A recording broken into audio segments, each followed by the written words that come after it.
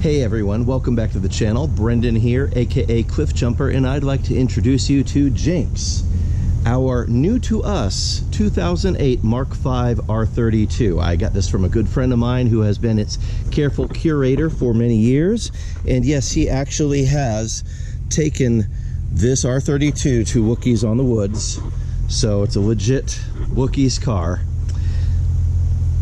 As with many old cars, she's got some old car problems that we need to deal with. The first problem that I have to deal with in order to get her registered here in my wonderful state of California is I have to get her past smog.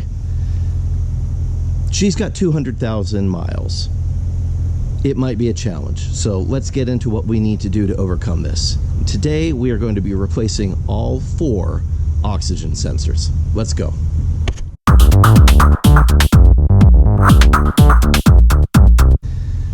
So that's right, all 4 oxygen sensors are out of spec. It will not set the readiness codes on this car, which means it will not pass California smog. So she's got over 200,000 miles. They're the original oxygen sensors. I'm not mad at this. So we have gotten actual factory Bosch oxygen sensors. We're going to be replacing all 4 with the proper ones, not the cheapies. Now I will say this, there are some less expensive oxygen sensors out there, and if you just need to like save a buck and get it past smog and then you don't care what happens and then you save up later and you want to repeat this process, go for it. But I will speak from personal experience that many of the lesser brands will not last as long, and within a year or 2 you're going to be replacing that oxygen sensor all over again. So it's better to just buy once and cry once, get the actual Bosch oxygen sensors. Now in this car, they have set it up a little bit nicer than in the Mk4. 2 of the oxygen sensor connectors are right here up in the top of the engine bay, so we can access the connectors pretty easily, disconnect them. There is a loop right here on the firewall that we will need to unthread it through, and I believe there's a bracket right underneath the back of the throttle body here as well that we will need to unthread them from. Those are the 2 trickiest bits for the upstream oxygen sensors. And then we'll get to the downstream ones. There is, very similar to a Mk4, a plastic cover that protects the connectors underneath the car. It should be fairly easy to access those as well. Let me find some carbon fiber to knock on. This is not carbon fiber. I need carbon fiber. Hold on. Knock on carbon fiber. Okay. Knock on carbon fiber. It should be easy. So we're gonna put the car up on jacks. Start soaking the oxygen sensors with PB Blaster. Make sure that there's some penetrant in there before we even try to wrangle them loose.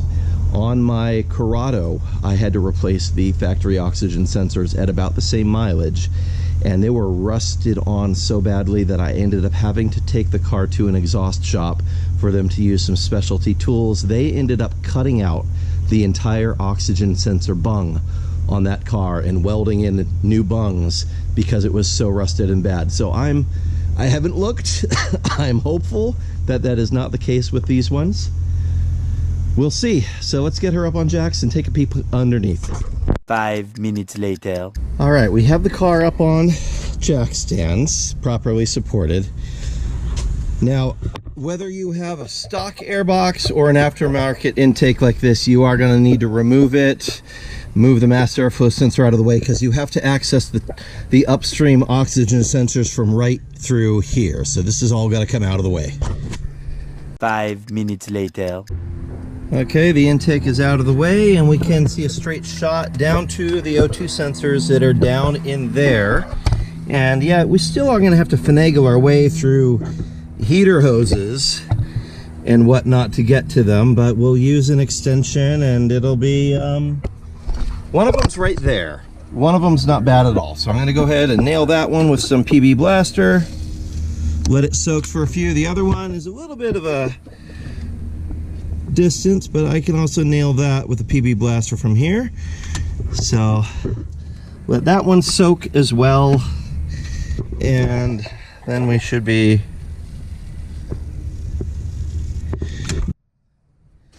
Now these sensors, apparently it does matter which side you're talking about, bank 1 or bank 2. So they're labeled 446 and 445. So we want to make sure that when we replace the sensors, we do them one at a time so that we don't get them plugged into the wrong side of the sensor harness, or it will never reset the readiness codes. For whatever reason, this is what I've read online, so we're just going to make sure that we do that. And these clips here, you can open them with a very small flathead screwdriver so that you don't have to break them. There's a part that just lifts out, or you can stick, if you got like a big thumbnail, you can stick your thumbnail into it and it'll open and allow these harnesses to come out. Underneath the back here, we've got metal clips. You cannot, they're blind, I can't show them to you, but you can just slide these toward the back of the car and these will come loose. There is a plastic landing on the wiring harness for these O2 sensors that protects them from getting destroyed by these clips. So you're going to want to make sure you match up that same spot when you reinstall. And as far as these go, these are those wonderful, annoying you press in the little clip while pressing this way to release it, and then you pull apart. So it's you know, lesson in infuriation. Doesn't hurt to put a little bit of lubricant inside these as well, just to help it to come loose.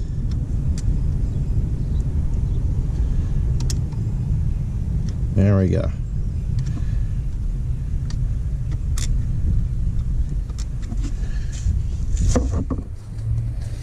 If you do use something like PB Blaster to open these harnesses, make sure afterwards you then spray it with something like Deoxit or an electrical grade contact cleaner so that you don't have any of this stuff on your contacts. You don't want that.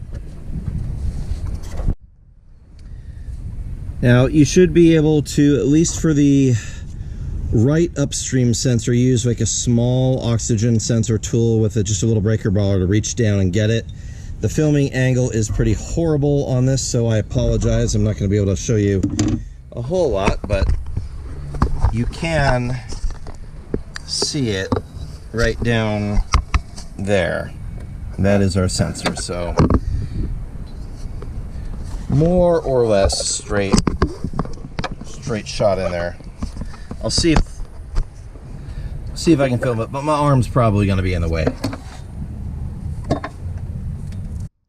Okay, as promised, I did get it loose. So what I ended up having to do is put the oxygen sensor tool on the sensor, and I had a breaker bar sticking out, and I ended up needing an extension this long to get the breaker bar to just crack loose, because it was really stuck. But I did crack it loose. I got the wiring harness released from all its things, but in the process I did break a small plastic coolant connector back there that's underneath the throttle body. So now I'm in for another repair. I'm not totally mad at that because someone who serviced this put green coolant in here, and that is a no-no on a European car. So we are going to dump all the coolant, replace the coolant with the proper pink stuff, flush it all out. So, you know, this is definitely going to be one of those while you're in there kind of deals. But FYI, this wiring sensor for the, the wiring for the oxygen sensor does connect to a coolant hose back here that comes off the firewall, and it is very brittle because it's old. So I'm going to be seeing if I can source a replacement connector, or we might have to rig something to get this functional, but there you go. Part of old car repair. In the meantime, I'm going to go ahead and finish replacing this one sensor so I can spin it out while I'm turning the sensor harness to be able to coax it out. Yeah, that looks like it's pretty done. So we'll go ahead and toss that. Here's what the fresh one is supposed to look like. So yeah, this has definitely got its money's worth out of it. Let's put in the new one. Okay, one tip when you're installing it is before you start screwing the sensor in to the bung, pre-twist this a number of times. Pre-twist your harness. That way, as you're screwing it in, the harness is not going to be fighting you. It'll actually be unwinding and helping you screw it in. So it's about 6 turns to get it in. So give this a good 6 turns first, clockwise, and then as you're screwing it in, it'll unwind and relax. So that just makes it a little bit easier for yourself there. All right, a couple of things. The oxygen sensor replacement kit comes with these. These are really useful because instead of using the original factory metal clips, which tie it to the back of the throttle body and the intake manifold, you can instead install this clip into these spots on the firewall. So coming straight up from the oxygen sensor, kind of come behind here, and then you can secure it and then run it along. I've installed another one right back there. So that'll allow you to tie up the extra bundle of wiring nicely away from parts where it's going to get burned and ruined. So that's cool. Secondly, because I did break this little coolant tee right here, I'm gonna have to remove that and replace it. I did remove the throttle body. I'm gonna do a little bit of cleaning out here because that's pretty gross. That tells me I need to get a catch can for this car, and I'll do that later. But in the meantime, removing the throttle body to fix this also gives me a lot better access to the other oxygen sensor on the right hand side. So I'm gonna go ahead and take advantage of this extra access, deal with that oxygen sensor at the same time that I am fixing this coolant tee. So I'm going to remove this tee, and you may notice it uses those wonderful factory crimpy hose clamps. Highly recommend having a tool like this in order to deal with it. This is a ratcheting specialty tool. It's only about 20 bucks. You can find it on Amazon, and it'll allow you to hold those specialized factory hose clamps in place without struggling once you get them locked open, and then you can easily remove stuff. So this is a great time saver. And the extended ones here, that it's on a big long extension, that's also super helpful when you don't really have enough room for the actual tool itself to get down in there into a small space. I do have a set of these that has the pliers, the hose clamp pliers right on the end, but this is a really helpful one.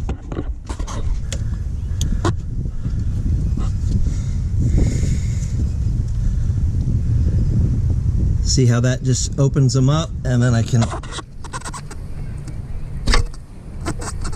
do that.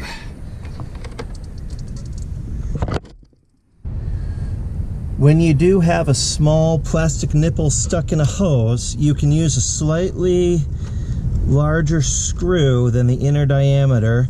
Gently thread it in. I mean gently, real slowly. Just get a few threads in there. When you see it start to turn like that, then you can pull it right out. So if you ever get that, that's an easy way to get that done. When you have your new O2 sensor, lay it out next to the old one so you can see where you need to add these little holders. That'll give you alignment with the factory clips. It comes with these. Of course, they've now fallen underneath. These are little snap-on deals. So they will snap onto your O2 sensor cable and give you what you need for right here. So let me show you here. So I've got my cords lined up. Just roll that around, snap the other one on.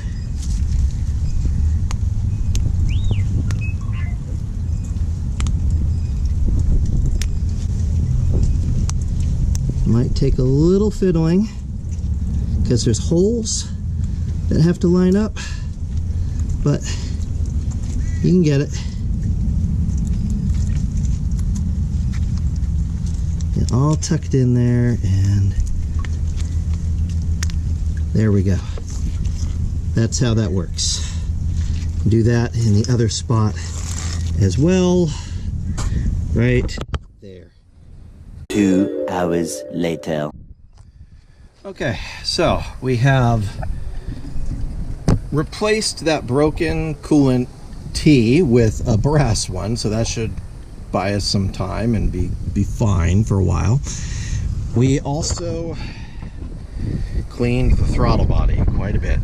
Just carb cleaner. Do not move the throttle plate while you're doing this, or you're going to mess with your initial settings. So just real carefully spray it out, dry it. Not a big deal there. And we have replaced both of the Upstream O2 sensors. I have not completely secured them yet. You see there's some extra cable hanging out up top here, and I am going to secure that along the back of the wall.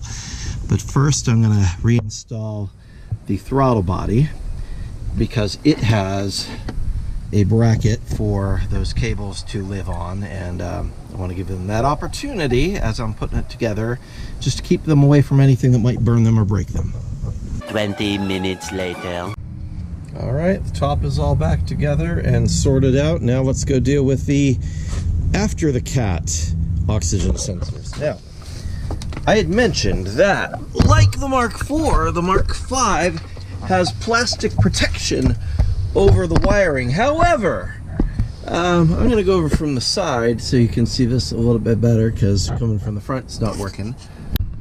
All right, coming in from the side. In a Mark IV, you have a little plastic cover that hangs out right about here that has a 10mm plastic nut on it, just like this one, and it covers just the wiring harness, and that's it. Apparently on the Mark V versus the Mark IV, it's this entire side of the car. Plastic has to come off in order to access where our wires are going, because they come from back behind the cats. That's where the O2 sensors are, and they're running back up underneath here, and I'm assuming that somewhere under here is where the connectors actually work. So 10mm plastic nuts, there's a bunch of them, so I'm just going to zip those off real quick, drop this plastic paneling, and get into it.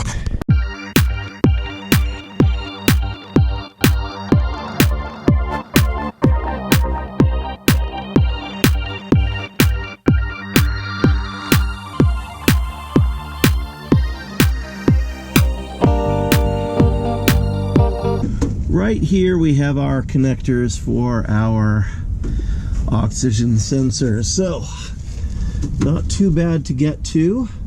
I'm going to unclip them first before I take care of these.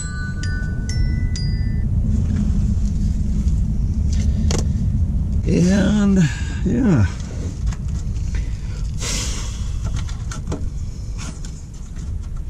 nothing crazy about these. They do have the same little plastic protective connector things going over their harness to keep them from wearing through in at least a couple of spots here. So we're gonna unthread those from these little nice clips before I start undoing the actual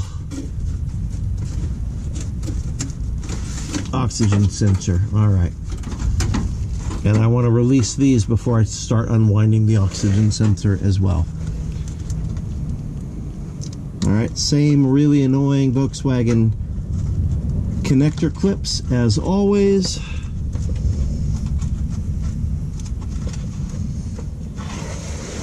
And it looks like this.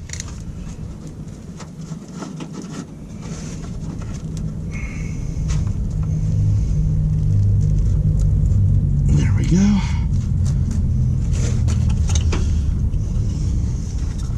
Release one. don't want to break this, but it looks like I could probably release this. Yeah, there we go. This will release, I think.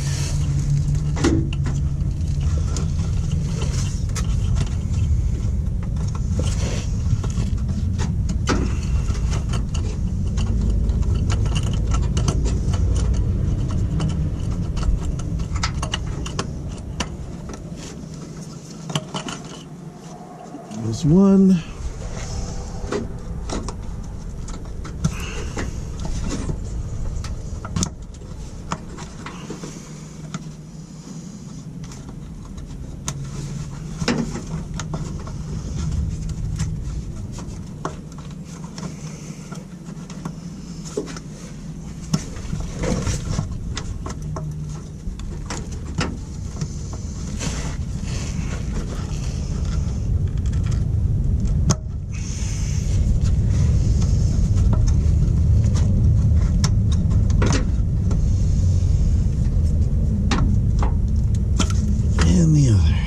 And again, we want to make sure these are matched up correctly with the sides. So Mr. Brown is our left, black is our right.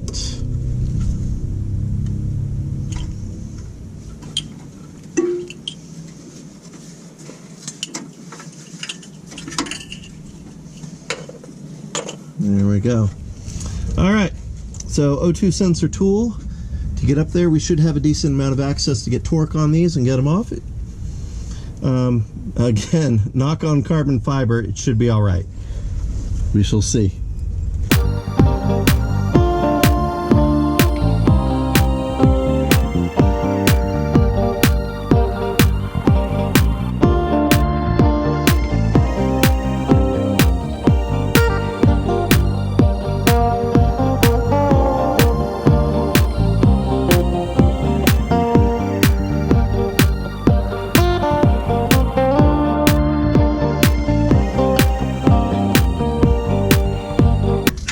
Double checking my lefty, righty, lefty, tighty, righty, loosey, whatever.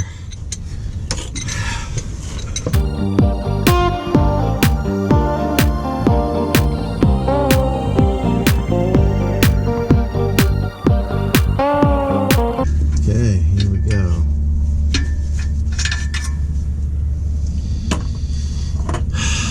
Here's our old sensor. It actually does not look too bad, but we're going to replace it.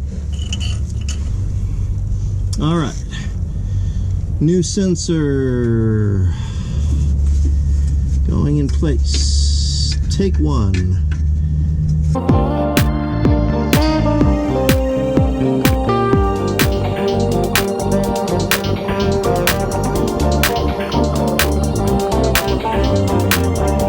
Okay, got the second one out. This is one from the right side of the car, the right bank. You want to make sure that the right bank is matched up correctly, because the right upstream oxygen sensor is going to be trying to correspond with the right downstream sensor. So if you've got them mixed up, it's going to screw everything up. Make sure you got them correct. The left bank, I've already installed the new one, torqued it down, and you can see it runs right over the heat shield and to that little clip right there, and that's where you want to put that little clip grommet to protect it. There's a second clip grommet that we install that will go right here in that spot, and that keeps things from wearing out. So yeah, that's how that's designed to work. Okay, now both are torqued. That one is run. They're both run through their cable connectors. You can see where they go through the same connector here. They tuck in, and then they are connected. So now we're going to go ahead and put our big plastic protector thing in place, and we're done down here.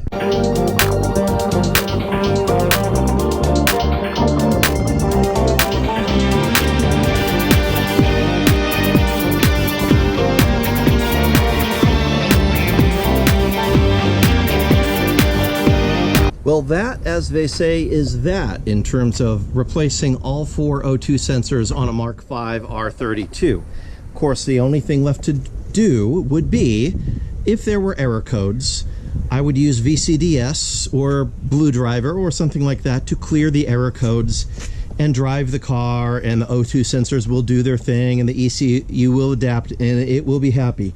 In my case, I don't need to clear any codes because there aren't any codes. All I need to do is let my car warm up fully, because all that's been happening is the old O2 sensors were just out of spec enough that the readiness codes would not set.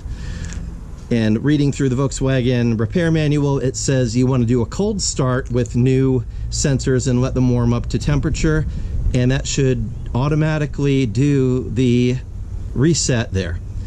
If for some reason that doesn't happen, I can force the ECU into test mode with VCDS and have it run through the procedure, and that should set the readiness codes, and then we should be good to go. But all that to say, yeah, this is a little bit more work than replacing the O2 sensors on other cars because of having to deal with removing this stuff. And I did discover removing the throttle body was actually helpful for the whole process. So just plan to remove the throttle body and clean it. Chances are yours is gross. Hope this helped you out. Before you move on, would you mind subscribing? I'd love to see you again. I try to put out videos every week, and in recent years I haven't been able to get out as well. Recent years, this month, no, probably since last, I don't know, October, I haven't been able to do a video every week, but I have been filming a lot, just not being able to edit all the videos and get them out there. I'm a one-man team, I'm a one-man channel, I do everything myself, I do the work, I film, and yeah, so hopefully this helps you out. You can do this work at your home with jack stands, no crazy lift required, although I will admit, this would have been a lot faster with a lift. Hope that helped you out. God bless. Let me know what project you are working on in the comments, and I'll see you next time. Bye-bye. And on that terrible disappointment, it's time to say goodbye. We'll be back.